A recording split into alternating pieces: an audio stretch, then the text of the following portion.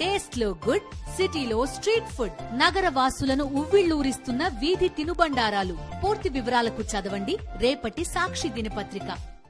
ఇక ఇదే విషయంపై స్పందించడానికి విశ్లేషకులు విజయ్ బాబు గారు ఫోన్ లైన్ లో అందుబాటులో ఉన్నారు. నమస్తే సార్.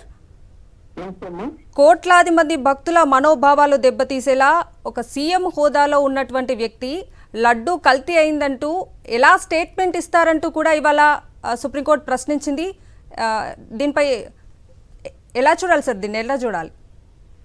భారతదేశ రాజకీయాలు ఆంధ్రప్రదేశ్ కాదు, భారతదేశ రాజకీయాల్లోనే ఇంత క్షుద్ర రాజకీయం అనేది బహుశా గతంలో కానీ వర్తమానంలో కానీ ఏ ముఖ్యమంత్రి కూడా చేసి చేసేటువంటి అవకాశం లేదు.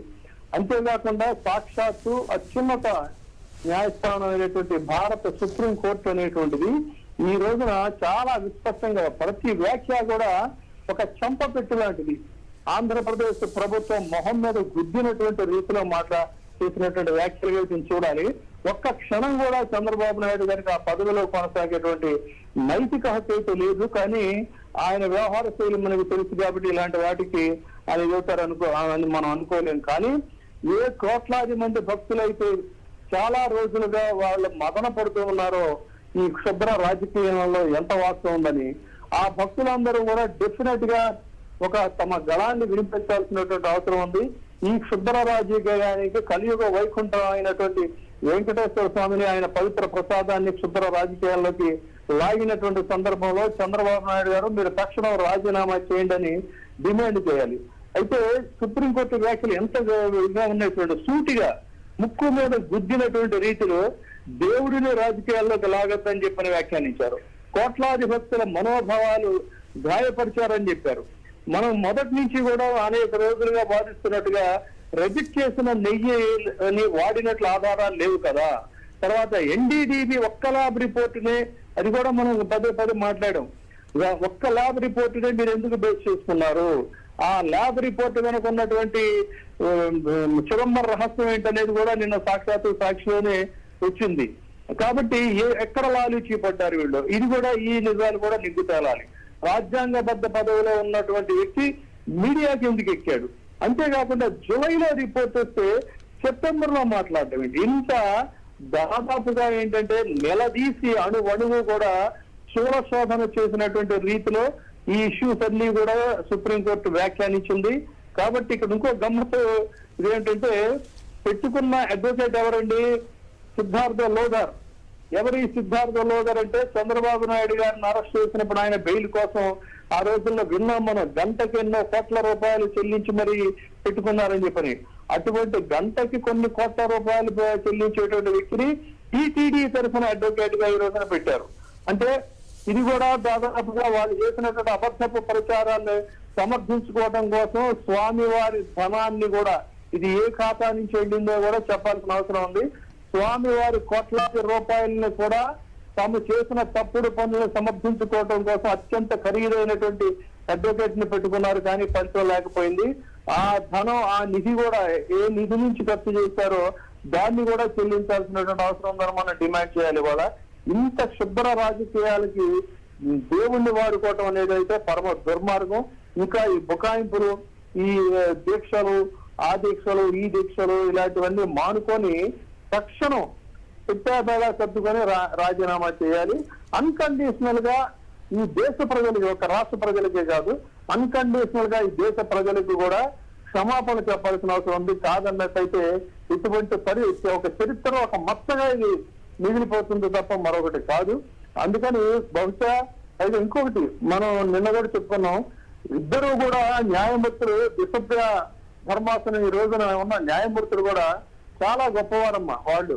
అందుకని మనం ఆల్రెడీ ఇలాగే వస్తుంది తీర్పు అని చెప్పని అనుకున్నాం. అంటే తీర్పు ఇంకా రాకపోయినప్పటికీ కూడా దాదాపుగా వారి వ్యాఖ్యలనే మనం తీర్పుగా తీసుకోవచ్చు. అయితే తర్వాత ఏంటంటే ఏ కమిటీలు వేస్తారు ఏమిటి అనేది ఏంటంటే ఇప్పుడు అది సెంటర్ చూస్తేనేమో పూర్తిగా ఈయన వాడిపోయిన పరిస్థితి ఉంది. కాబట్టి ఈయనతో మాట్లాడుకొని అనుకూలంగా ఉండేటువంటిది చేస్తారా? కాదు అన్నట్లయితే అత్యున్నత న్యాయస్థానం చేసిన వ్యాఖ్యలకు కట్టుబడి కేంద్ర ప్రభుత్వం నిర్ణయం తీసుకుంటుందా అనేది చూడాలి.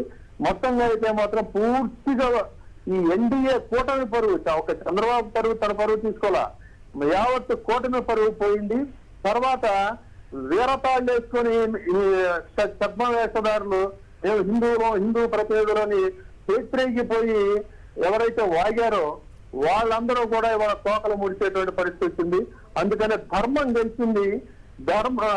ఆస్తికుల ముసుగులో హిందూ ప్రతినిధుల ముసుగులో చెలరేగిపోయి పేత్రేగిపోయినటువంటి ఈ నక్కలు నాగులు ఇలాంటి వీళ్ళందరూ మాత్రం ఇవాళ తోకమడవలసినటువంటి పరిస్థితి వచ్చింది. అందుకనే ఎప్పుడు కూడా జస్టిస్ ప్రివైల్స్ అని చెప్పని అందుకే అంటారు.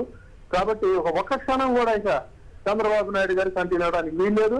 ఇదే సందర్భంలో అటు సకాలంలో కేవలం రాజకీయ నిందారోపణలతో ఆయన ఇవ్వకుండా సుప్రీంకోర్టును హుటాహుటిని ఆశ్రయించడం, సుప్రీంకోర్టు మీద విశ్వాసంతో ఆయన కోర్టుకు వెళ్ళడం అనేటువంటిది కూడా అటు మనం సుబ్బారెడ్డి గారిని, అదేవిధంగా ఎన్నో సంచలనాత్మకమైన కేసుల్లో ఇట్లా సకాలంలో స్పందించినట్టు సుబ్రహ్మణ్య స్వామి గారిని కూడా మనం డెఫినెట్ గా ఇద్దరిని కూడా మనం అభినందించాల్సినటువంటి అవసరం ఉంది.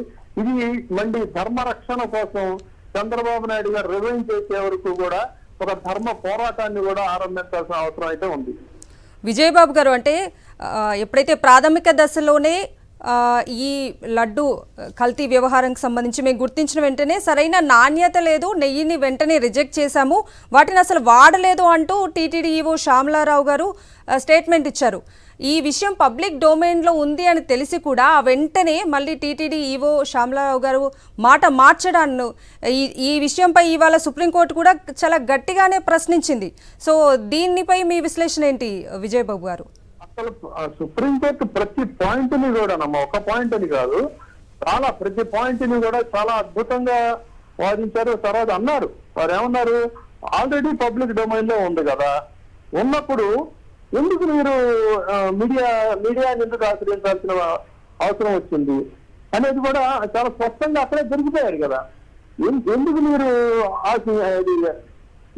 మీడియాను ఆశ్రయించారు అంటేనే అక్కడ రాజకీయం ఉంది అనేటువంటిది తెలుస్తా ఉంది. తర్వాత మీడియాకి వెళ్ళాల్సినటువంటి అవసరం లేదు, రాజ్యాంగబద్ధ పదవిలో ఉన్నటువంటి బాధ్యతగా వ్యవహరించాలి. జులైలో రిపోర్ట్ వస్తే సెప్టెంబర్ లో ఎందుకు చెప్పారు? ఈ లేకపోతే ఆధారాలు ఏమన్నా ఉన్నాయా? ఆ ఆధారాలు ఉంటే మరి లేవు. అట్లాగే సెకండ్ ఒపీనియన్కి వెళ్ళాలి. ఎందుకు సెకండ్ ఒపీనియన్ కి వెళ్ళలేదు? ఇది సుప్రీంకోర్టు ప్రధానంగా ప్రతి వ్యాఖ్య కూడా కీలకమైన వ్యాఖ్యానం ఇందులో. అసలు అమేజింగ్ నిజంగా ఈ రోజున జరిగినటువంటి ఇది చూస్తే కేసులో ప్రతి ఈచ్ అండ్ ఎవ్రీ పాయింట్ కూడా అమేజింగ్ పాయింట్స్ అన్నారు. హిట్ ఎప్పుడు వేశారు, సీఎం ఎప్పుడు మీడియాకి వెళ్ళారు, ఇవన్నీ కూడా అంటే ఇక్కడ ఏంటి లీగల్ పరిభాషలో చెప్పాలంటే దర్ ఇస్ మ్యాలఫైడ్ ఇంటెన్షన్.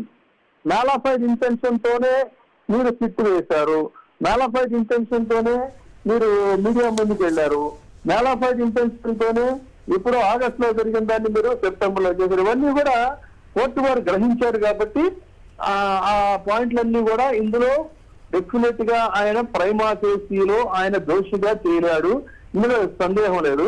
అందుకే మనం పదే చెప్తుంది ఏంటంటే కావాలంటే రిజైన్ చేసి మళ్ళీ ఫ్రెష్ గా ఎలక్షన్లకు ప్రజల ముందుకు వెళ్ళమనండి, పబ్లిక్ జడ్జిమెంట్ మీకు కోరమని చెప్పండి. ఎందుకంటే ఇటు న్యాయస్థానంలో ఆల్రెడీ ఆయన జారిపోయింది పూర్తిగా, ప్రజల్లో కూడా ఇదే పరిస్థితి వచ్చింది.